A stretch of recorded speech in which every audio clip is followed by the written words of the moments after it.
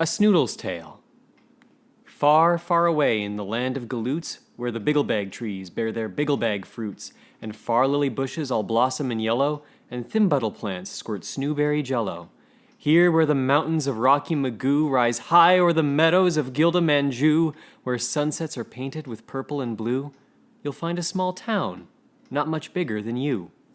Welcome to Snoodleburg, home of the Snoodles, a curious folk who eat pancakes with noodles and spend half their days making sketches and doodles and cutting their hair into shapes like French poodles. Now, right in the heart of this curious town is a curious building, the tallest around, with a clock at its top and a chute at its bottom. 'Tis pink in the spring and turns red in the autumn. But weirder by far than its color or height is what happens there every fourth Tuesday night. As strange as it seems, it has been demonstrated that Snoodles aren't born, but rather created. Every fourth Tuesday at 9:15, the tower would shimmy and rattle and whine, and as the town nibbles on bigglebag fruit, a shiny young Snoodle will drop from the chute. That's where they come from, though no one knows why, nor who could have built the great tower so high. These mysteries of life befuddle most Snoodles, who'd much rather focus on pancakes and noodles and cutting their hair into shapes like French poodles. Yes, most found the tower too noisy and strange, until one small Snoodle made all of that change. This little Snoodle was much like the others. He came without siblings, no sisters or brothers. He came without money, no mom or a dad. The pack on his back was all that he had. "This is peculiar," the little guy said. "I came from a chute and I fell on my head. What do I look like? What am I for?" He pondered those questions, and then thought of more. "Checking my bag is a good place to start." He pulled out some paints. "Maybe I'm good at art." The next thing he found was a Snoodle kazoo. "Hey, what do you know? I can make music too." Then back on his pack, he pulled a small string, and out from the sides popped two little wings. "Amazing!" he said with a gleam in his eye. "I can paint, play kazoo, and now I can fly. Wait till the others see all the great things I can do with my paints, my kazoo, and my wings." So he packed up his paints and his Snoodle kazoo, and he hopped off to show them all what he could do. There from the top of a short stubby wall, the big Snoodles heard the new small Snoodle call, "Come watch me, you guys, as I head for the sky." He straightened his wings with a gleam in his eye. Then he jumped and he flapped like the red-snooted finches that fly from the plains to the peak of Mount Ginches. His flight, unlike theirs, only covered 12 inches. "You call that flying? You think you're a bird?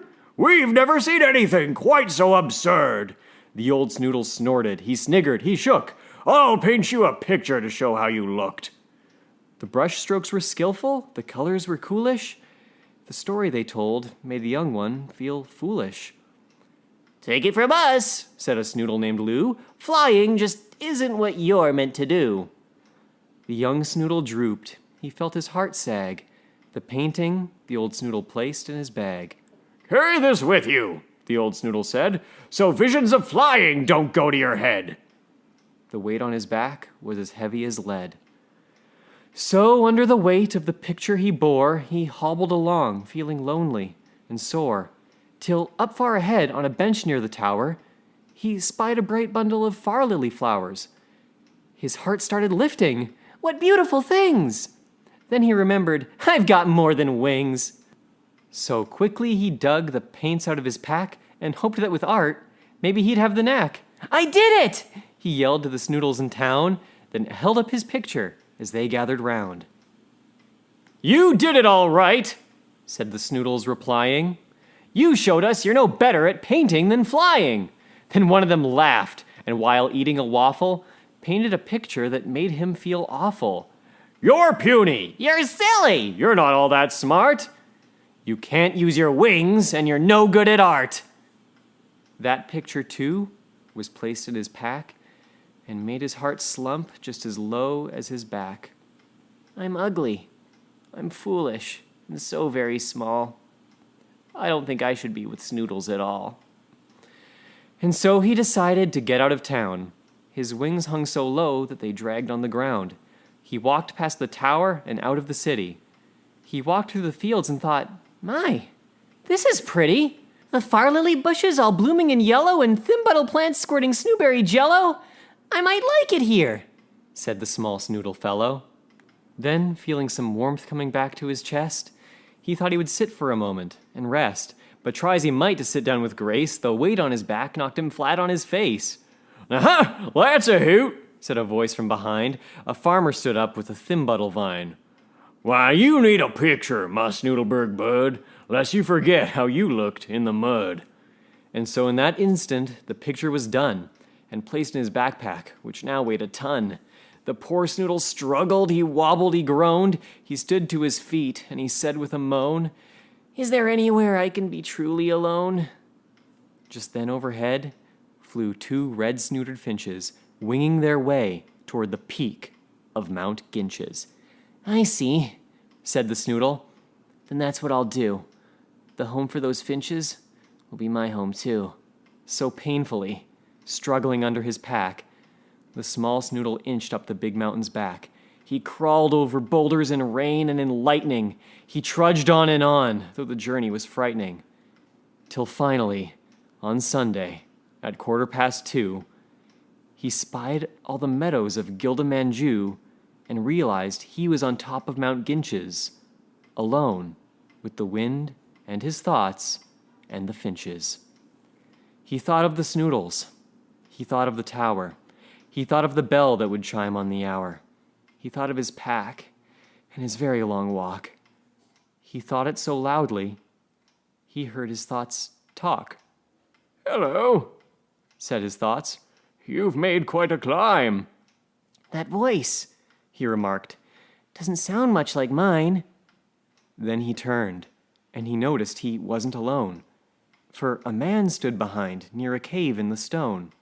He looked like a Snoodle, though quite a bit bigger.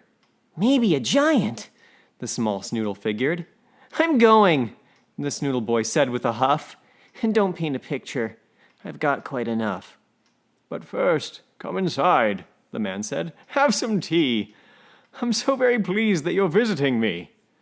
The Snoodle boy stopped, though he'd only gone inches, and stared at the stranger he'd found on Mount Ginches. He didn't seem angry. In fact, he looked kind. The poor little boy was confused. Are you blind? I'm puny. I'm silly. I'm not all that smart.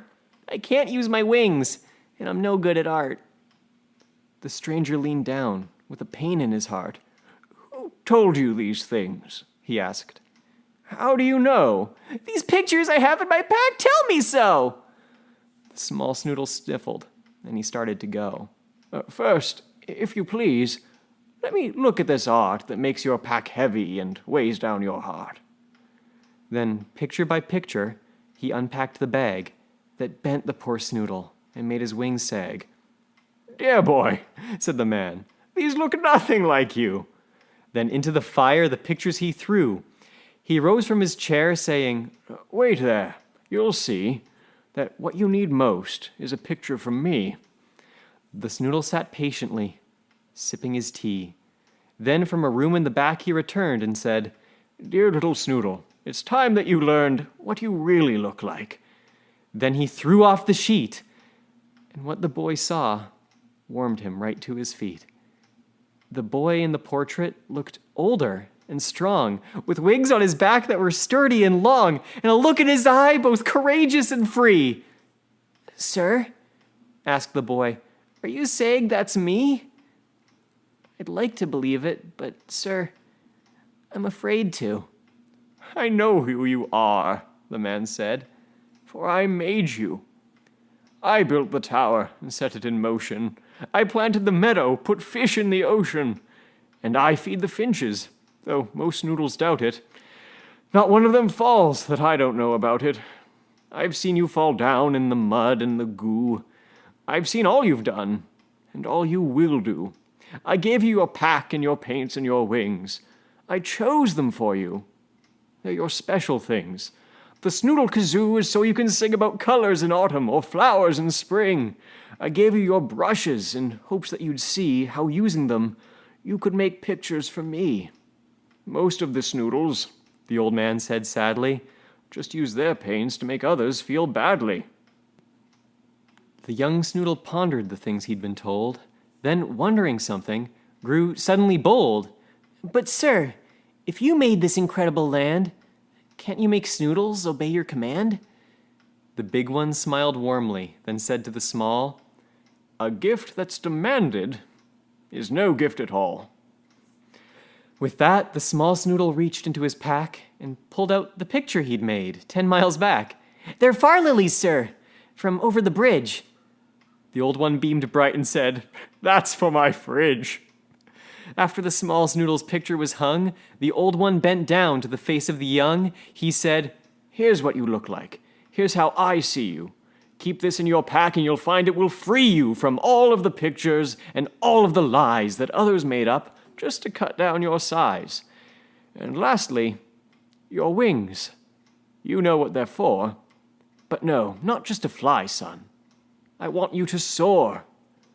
But sir, said the Snoodle, how can I fly? This picture's so big, I won't get very high. But this picture's special. It's bigger, it's brighter. Carry it close, and I think you'll feel lighter. As soon as he heard it, the Snoodle looked down and noticed that he was an inch off the ground.